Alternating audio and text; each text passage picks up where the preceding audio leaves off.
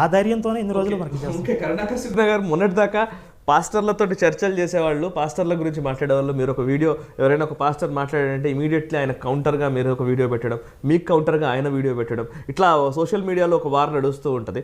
So ఇప్పుడు మళ్ళీ next దాంట్లోకి వచ్చినట్టుగా కనబడుతుంది. ఇప్పుడు కొడాలి నాని లాంటి ఒక మంత్రి మాట్లాడినా, లేదా ఒక వైసీపీకి సంబంధించిన నాయకులు కొంతమంది బైబిల్ని పొగుడుతూ వ్యాఖ్యలు చేసిన, ఒక సువార్త సభలో ఎక్కడో చేసిన వ్యాఖ్యలకు నిరసనగానో మీరు రెస్పాండ్ అవుతున్న పరిస్థితులు కనబడుతున్నాయి.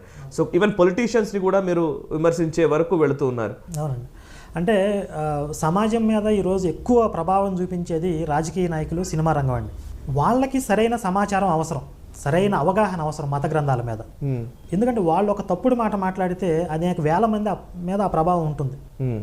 ఈరోజు మరి దురదృష్టం, వాళ్ళు ఏ స్వప్రయోజనాలు ఆశించో లేకపోతే అవగాహన రాహిత్యంతోనో ఎన్నో మాట్లాడకూడనటువంటి ప్రకటనలు వాళ్ళు